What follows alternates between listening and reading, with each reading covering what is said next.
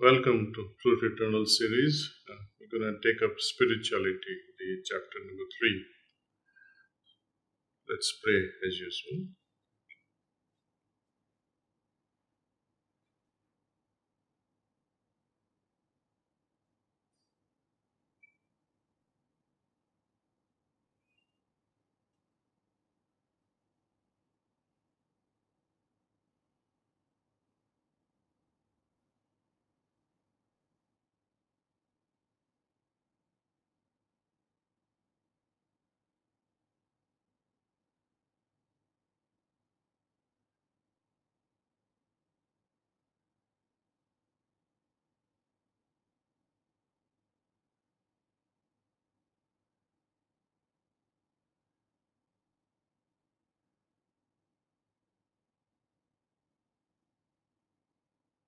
Okay.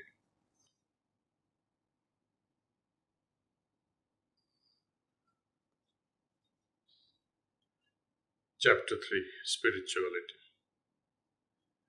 Man is made of three bodies, and the influences of all three bodies are found in him.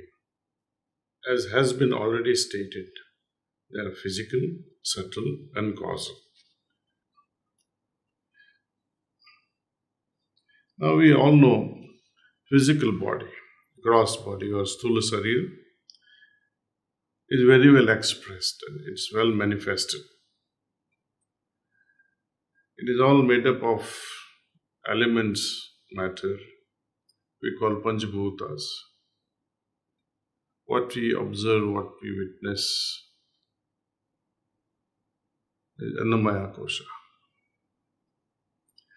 Next is subtle body, Sukshma Sharir.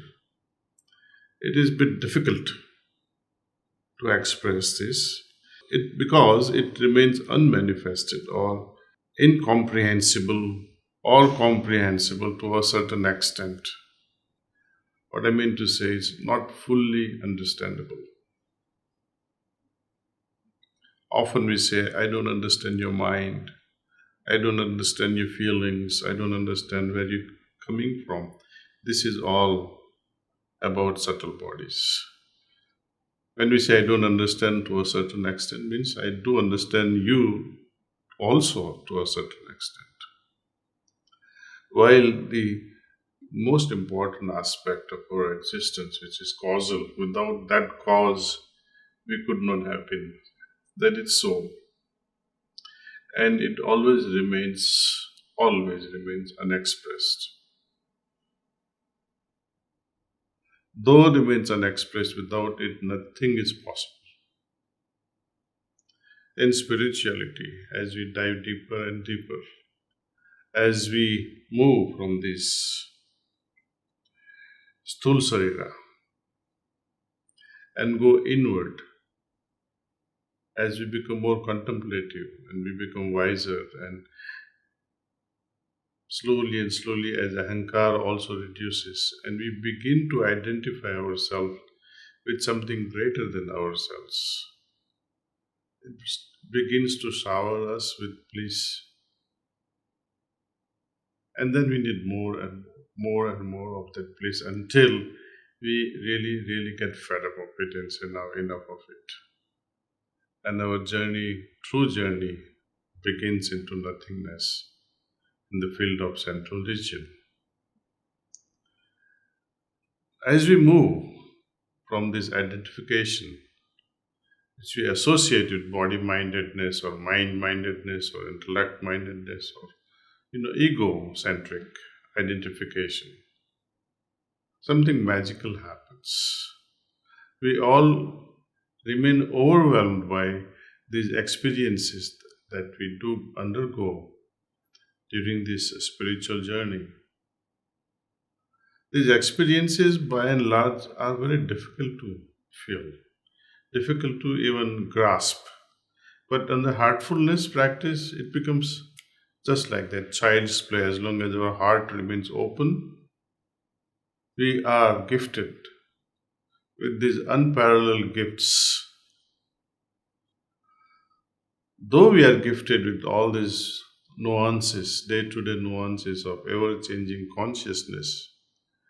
Yet, there is a bigger challenge when it comes to expressing these experiences in words. And I would not say it's a pity or anything of that sort because you just cannot explain it.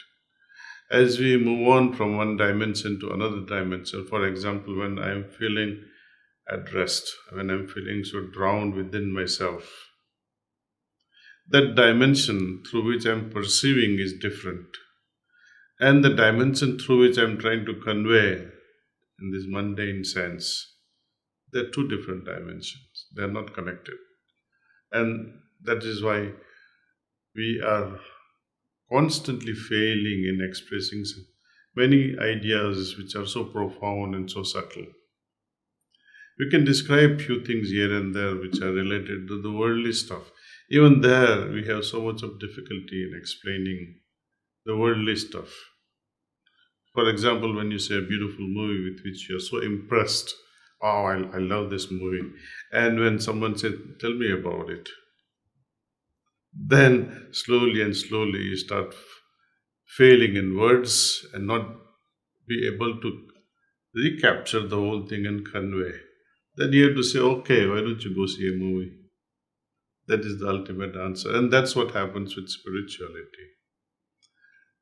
That books can describe, sastras can describe, gurus can go on describing, writing books, but the beauty can only be experienced through meditation. And that's what our gurus have been telling, that don't rely on books. It's not that books are wrong. Books are good. They inspire us to move in particular direction. But we have to take that inspiration and move on in that direction, you see. So shastras and books, gurus, they point a direction, that move in this direction. You will enjoy this journey. There's much to achieve.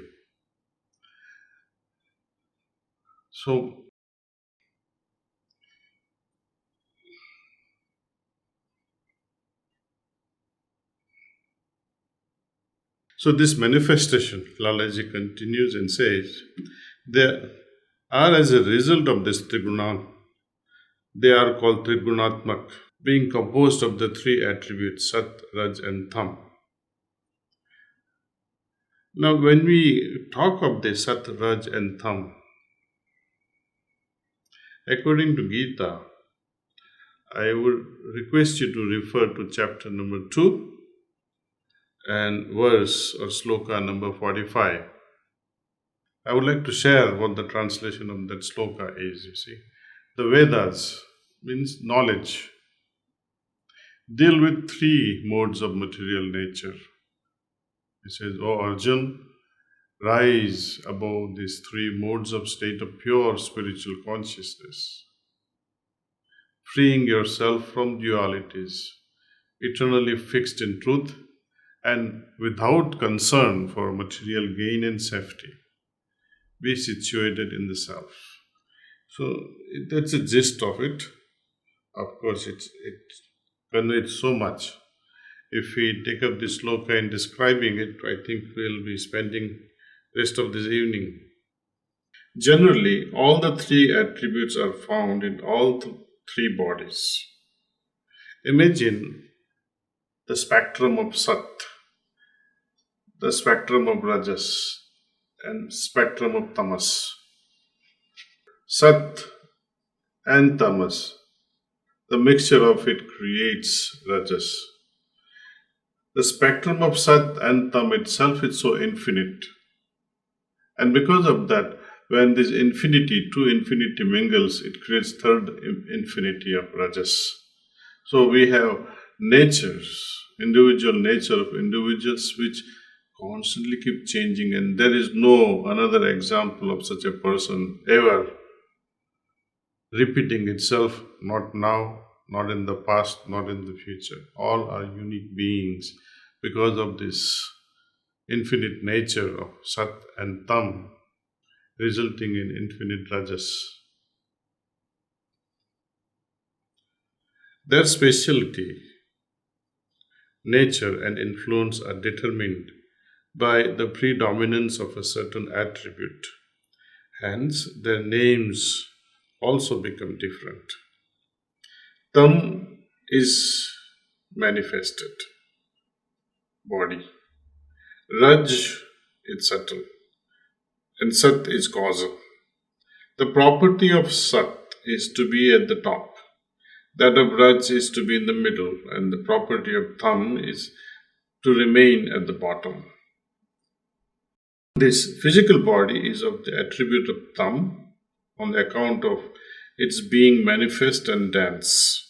The causal body is of the attribute of Sat on account of its material being refined. Both density and fineness are found in the subtle body, and as such, it is the attribute of Raj. For the same reasons, individuals display three kinds of disposition: idiotic, meaning muda, fickle, means chanchal, and ignorant, means agyani. Number one, the body minded worshippers of body, careless or indolent persons, are called idiotic or muda. The worshippers of the body, though having a body, do not know anything about it. One who is body minded has his attention always fixed on the body. You can see in the chart.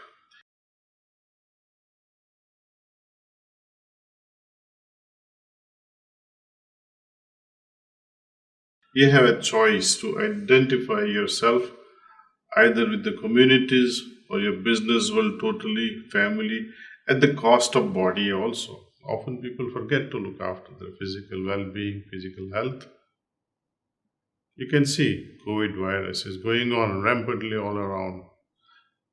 People don't even wear masks. And they say, oh, why didn't I look after my body? But you don't. Simple things like that. You see, now our attention is required to a certain extent, but totally identifying oneself with physical body, I think it limits us. Limits us to the extent of identification. Greater and intense this identification, where you constantly remain preoccupied with body and its demands, its obsession. Then you are deviating from your duties. One who is body minded has his attention always fixed on the body. He performs the activities of the conscious plane only. The attention in the conscious state is on the body only. He does not understand the purpose of body. This is the individuality, separate existence due to which he is idiotic or murta. So when we do identify ourselves constantly with body and we remain deprived of this knowledge of why am I having this body, what is the use, and when we dive deeper into it, the answers begin to come slowly and slowly, that as long as this life is there and I use this body, this vehicle, I can really help my consciousness evolve further and thereby increase the potency of my Atman. You see? Not that thumb is all that bad. Thumb also has its play in our real life. For example, if you are missing some amount of tamasickness in your nature, you will fail to sleep at night. You simply cannot fall asleep without some element of tamas. So it is very much required. Often people misunderstand that tamas is so bad. It is not all that bad. God has given us all these three attributes with a purpose. Let's make use of it wisely. Number two, Worshippers of mind, along with body, hardworking, irritable, reactive, sane, thoughtful, and selfish persons are called fickle, chanchal. The worshippers of mind, though having body, are devoid of the knowledge about it. One who worships the mind along with the body has its attention fixed on mind as well as body. He performs the activities of the waking state, the dream state. The attention is on the body and the mind in waking state and dream state, respectively, even though he does not understand the purpose of the mind in the real sense. This is his condition, as he does not understand feelings and has no control over them. He is fickle, restless, and disturbed, chanchal. This is very self explanatory, and there is not much to add to this except to say that rajas persons are too hyper, always like a bee, and that's one way of identifying the nature of a person, whether is rajasic or not. Number 3, worshippers of the soul along with body and mind. They tend to be just, selfless, and far from being violent. Such persons are called ignorant or agyani. The worshippers of the soul, though having some knowledge about the requirements of body and mind, do not know the truth about the soul, even though they crave for peace and happiness. Such people feel inclined towards spirituality when they read, think, or hear others talking about it, and yet they are negligent, as it is the nature of each and every individual full of desires. It is such an individual who is called ignorant or agyani. So, sattvic people, that means those who have identified themselves with the spirit, with the soul.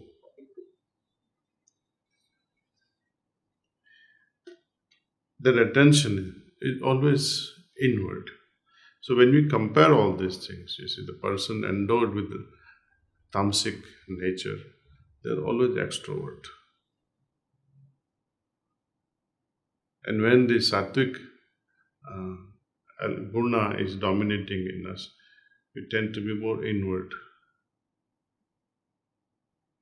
Identifying ourselves with the soul, always trying to find all these intricacies of life.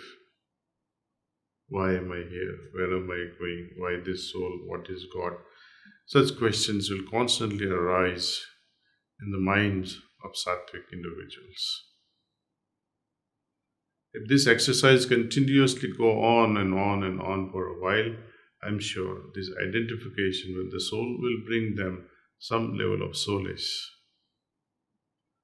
So we should not drop this inner search.